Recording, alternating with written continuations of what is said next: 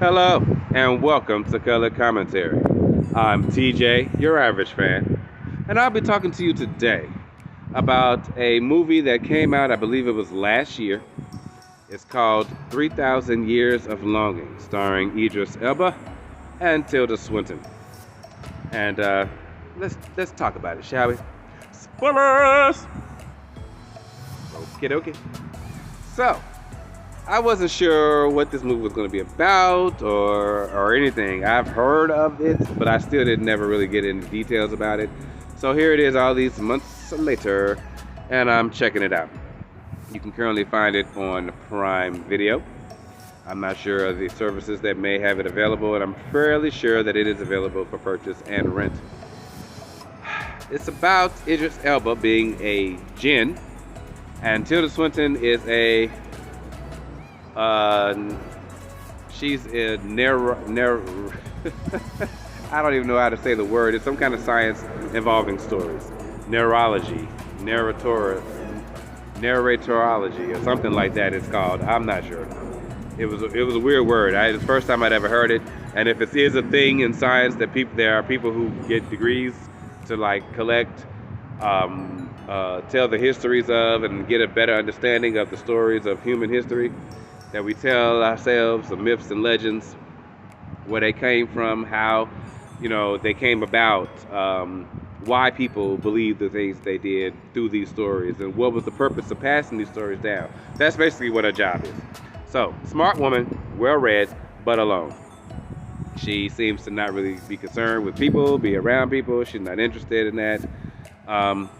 Yeah. So, it started with her on her way to a conference. She explained all of this in narrator style about herself and what she does.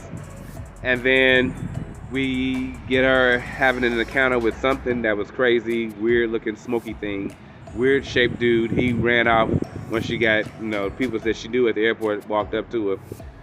But he was all smoky. She told me he felt hot to the touch, and nobody else saw him but her apparently. So we moving on from that. She gets to the conference, she sees some other dude hanging out, looking like a ghost. I don't know what he was, but he kept moving through the room, getting close to her till she passed out. She assumed that it was some type of illusionary thing that she had created when she was a child. And she said she used to see, she had created a character she used to be there for. She had really bad asthma. And then eventually she got older and, she decided that she needed to get rid of that stuff. So she threw it away, burnt the book, all of that. She never seen this invisible person again. And so she thought this is what it was coming back. So she didn't go to the hospital. She went to a store. And I believe they were in Istanbul or somewhere in that area. Turkey, that is.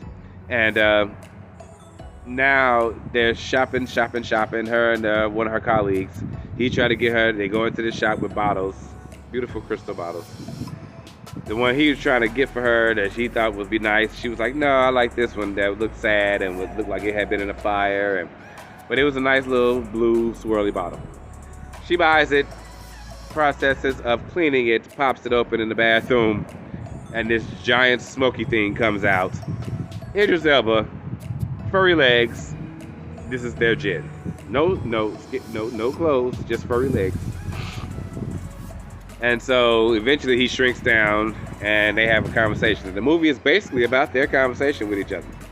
So, to sum this up real simple, because it wasn't like a whole lot going on, he tells her the story of how he got locked up in the bottles 3 times. He got locked up 3 times.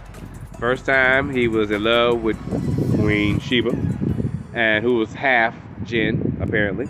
And then King Solomon came along. She fell for him. Solomon was some kind of master of magics, and he found out that this jinn was in love with her, even though she was his cousin. I'm not gonna even go there. And so he spins it up, and he creates the bottle, the magic, gets him in there. He cried out his true love. He ended up in the bottle. So that was the first time. The bottle got tossed around here, there, and everywhere for about 2,500 years, I think he said, before somebody else found it.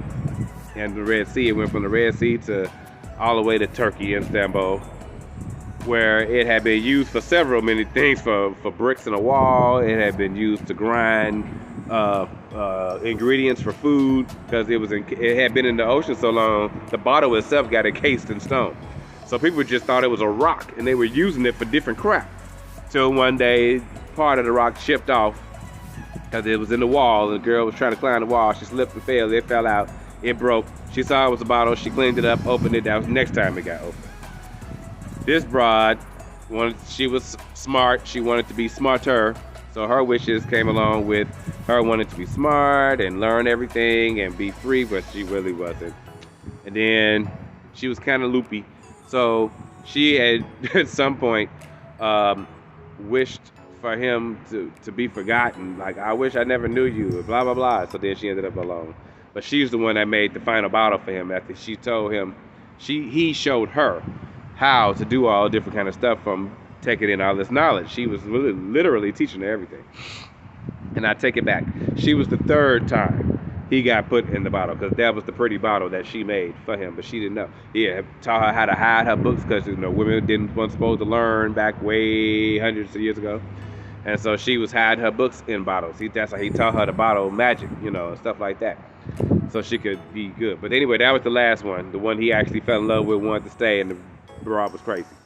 So that was the last time he got stuck in the bottle.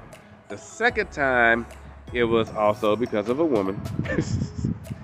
This time, he had got found by one of the Sultan's wives.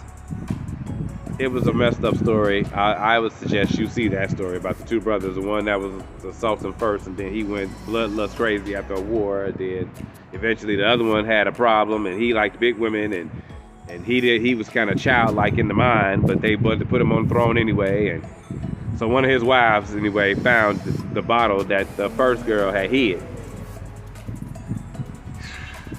Lord have mercy.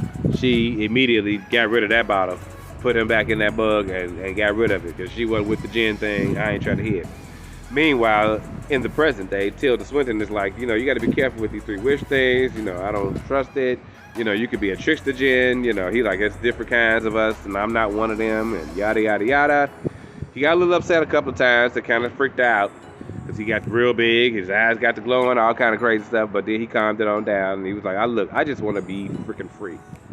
I want to be free. 3,000 years, I want to be free. So, in the end of it all, she ended up telling him that she's going to make her wish, and her wish was for him to give her all the love and attention that he had put upon those other women who didn't care for him. She's like, I'm alone, we could be alone together. You alone, we could be alone together. So he agreed. He went back to London with her. That's where she was from.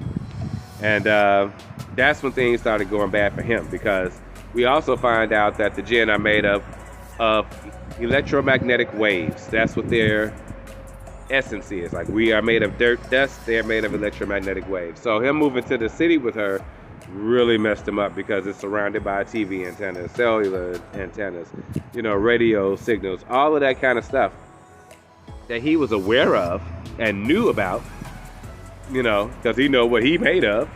But it was overload for him, and he was almost about to die. So she agreed to let him go. Like, I wish you to be free, to be safe, And then he would just come back every so often and visit her for the rest of her life, in the city, because he couldn't stay. But she would narrate that he would sometimes stay a little too long when he visited, because he didn't want to leave her. But she knew how bad it was for him to be there. So she would always have to make him leave, and then some years later he'd come back and visit her again. So overall, it was a decent movie. I thought it was going to have more action in it. I thought it was going to be more wish making going on, but no, it's basically a person who likes stories being told stories by someone who has lots and lots of stories. So it was a sweet little thing, and the special effects in it was pretty good. The writing was okay. And it was very limited in its location settings. I was like, this is a very, simple budget movie, and I could tell from several times that she was traveling around and had to put on masks that this was also made during COVID. So they made sure to interject that and put that in there. So if I had to rate this movie, I'd give it a 6. This movie was a 6. It was above average, and I would watch it again many, many moons from now. But yeah, it wasn't a bad movie. The acting wasn't bad. The movie itself wasn't bad. It just wasn't all that entertaining or very interesting unless you cared about learning about these stories that he was telling her, which some of them were really actually very interesting. Like I said, the one with the 2 brothers was crazy, and the one with Sheba too, the first one, that was a good one. So you just gotta try to live in the moment with this movie. I hope you guys have enjoyed this, and I will see you guys next time for another movie review. In the meantime, have a great day.